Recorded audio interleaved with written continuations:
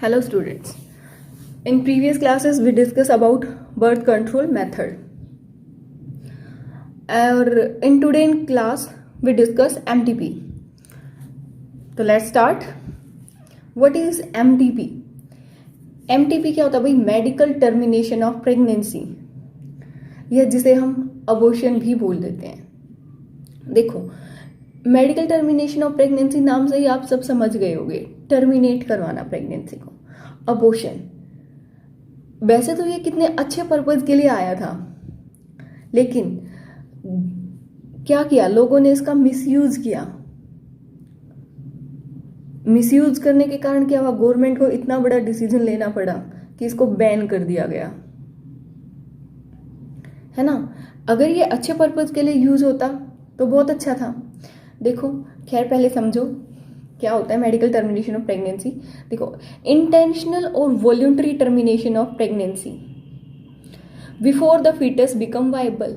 Foetus के viable होने से पहले टर्मिनेट करवा देना प्रेगनेंसी को वॉल्यूंटरी, अपनी इच्छा से, is called medical termination of pregnancy और इंड्यूस अबॉर्शन. फीटस के वायबल होने से पहले टर्मिनेट करवाना प्रेगनेंसी को वॉल्यूंटरी तरीके से, उसी को बोलते हैं MTP. It is the one of the most widely used method all over the world. Her world में यूज किया जाता है. Certain MTP is also called abortion. Abortion भी बोल देते हैं इसको. बाय इंड्यूसिंग मेंस्ट्रुएशन साइकिल, क्योंकि ये क्या करता है, मेंस्ट्रुएशन साइकिल को इंड्यूस करवा देता है, जो चेक करता है फर्टिलाइजेशन को. मेडिकल टर्मिनेशन ऑफ प्रेगनेंसी जो है वो सेफ कब तक होता है, फर्स्ट ट्राइमेस्टर तक ये सेफ होता है. 12 to 16 week of pregnancy, first trimester तक ये सेफ होता है. उसके बाद सेकेंड ट्राइमेस्टर में क्या होता है, फीमेल जो होती है उसको रिस्क होता है. ठीक है, सिग्निफिकेंस क्या है भाई इसकी. देखो, MTP की, MTP हेल्प करता है in getting rid of unwanted pregnancy. Unwanted pregnancy से छुटकारा मिल जाता है MTP की हेल्प से. These also help in getting rid of such pregnancy which may be harmful to either the mother or to the fetus or to both mother or fetus. उन pregnancy से भी छुटकारा मिल जाता है जो या तो माँ के लिए हानिकारक है, हार्मफुल है, या बेबी के लिए, या माँ और बेबी दोनों के लिए ही हार्मफुल है. तो उन प्रेगनेंसी से भी छुटकारा मिल जाता है.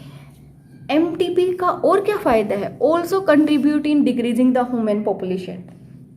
ये बहुत ज़्यादा तो नहीं बोल सकते इसको, लेकिन एक तरीके से डिक्रीज भी कर रहा है. अनवांटेड प्रेगनेंसी को रोक रहा है, नहीं तो पॉपुलेशन वैसे ही बढ़ जाए, तो डिक्रीज तो कर ही रहा है, लेकिन बहुत अच्छा ये इसका यूज नहीं है.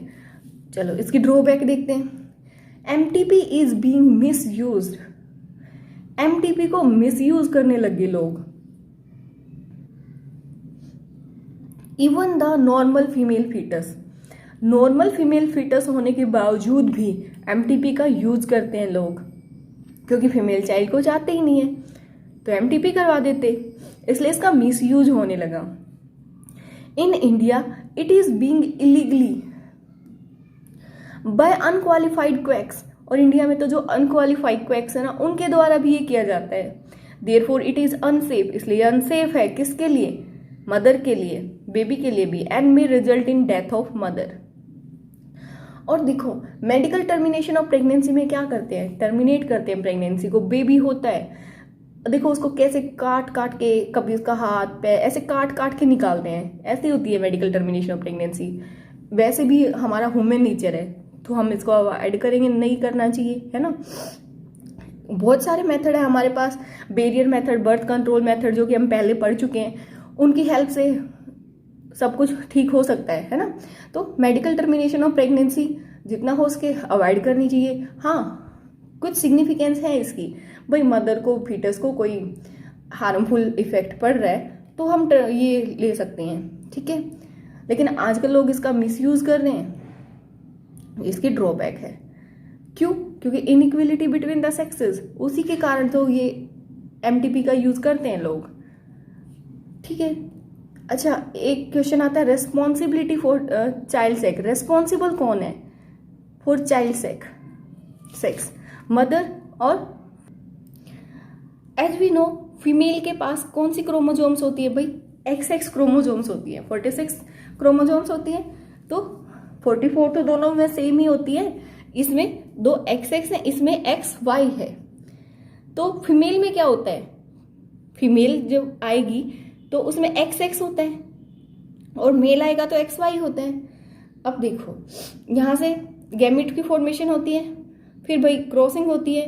तो ये देखो हमने क्रॉस करके मल्टीप्लाई करके देखा, देखो गर्ल बेबी आएगी तो मतलब XX, ठीक है, फीमेल आया। लेकिन कहते हैं बेटा नहीं हुआ, बेटा के लिए मदर रिस्पॉन्सिबल है कि भाई उसको लड़की नहीं होती, लेकिन ऐसा कुछ भी नहीं है। ध्यान से देखो, वाई क्रोमोजोम तो मदर के पास है ही नहीं, वाई क्रोमोजोम्स किसके पास है? मेल के पास है। तो सीधा पता चल रहा है कौन रिस्पॉन्सिबल है? मेल रिस्पॉन्सिबल है इसके लिए, क्योंकि मेल के पास है ना वाई क्रोमोजोम्स, तो फीमेल के पास तो है ही नहीं।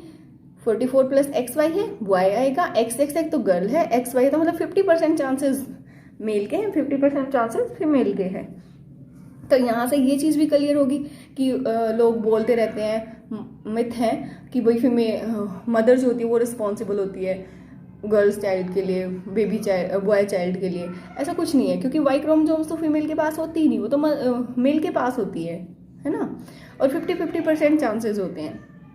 चलो नेक्स्ट टॉपिक है हमारा सेक्सुअल ट्रांसमिटेड डिजीज, जिसको STDs भी बोल देते हैं। डिजीज और इन्फेक्शंस जो कि ट्रांसमिट हो जाते हैं सेक्सुअल इंटरकोर्स के थ्रू एक इन्फेक्टेड पर्सन से दूसरे इन्फेक्टेड पर्सन को, उन्हीं को हम STDs, वेनिरियल डिजीज या रिप्रोडक्टिव ट्रैक इन्फेक्शन बोलते हैं, जिसमें हमारी HIV आ जाता है, AIDS, gonorrhoea, syphilis, genital herpes, chlamydiasis, genital warts, trichomoniasis, hepatitis B, ये कुछ कॉमन STDs हैं। तो STDs के एग्जाम्पल पूछे जाएं तो होप सो आप बता सकते हो कौन सी डिजीज होती हैं STD जो सेक्सुअल इंटरकोर्स के थ्रू एक इन्फेक्टेड पर्सन से दूसरे इन्फेक्टेड पर्सन को हो सकती हैं। कैजेटिव एजेंट कॉजेज पैथोजन है भाई, तो bacteria, virus, chlamydia, protozoa, nematode, fungi, parasites, इन सब की वजह से ये हो सकती है। नेक्स्ट है मोड ऑफ ट्रांसमिशन, कैसे होती है भाई ये? Sexual intercourse with infected person तो होगी transmit, sharing of injection, needle, surgical instrument with infected person, अगर ये चीज़ शेयर की है तो भी होगा। Transfusion of blood, infected person का ब्लड नॉर्मल पर्सन को होगा तो भी STD डिजीज ट्रांसफर होंगी। STD कैन ऑल्सो भी transmitted from an infected mother to foetus, अगर माँ को ही है तो फीटस को भी आ जाएगी। Prevention, one must avoid sex with unknown person और मल्टीपल पर्सन, जिसे जानते ही नहीं है अननोन पर्सन तो उसके साथ अवॉइड करना चाहिए। Always use condoms during intercourse, in case of doubt one must consult with A qualified doctor without delay, तो टेस्ट करवा लेना चाहिए, इसमें कोई ऐसी बात नहीं है। तो आज की क्लास में हमने क्या पढ़ा है? तो आज की क्लास में हमने पढ़ा MTP और STD डिजीज। होप सो आप सबको अच्छे से समझ आया होगा। मिलते हैं नेक्स्ट क्लास में नए टॉपिक के साथ, तब तक के लिए take care, bye bye, see you next in class.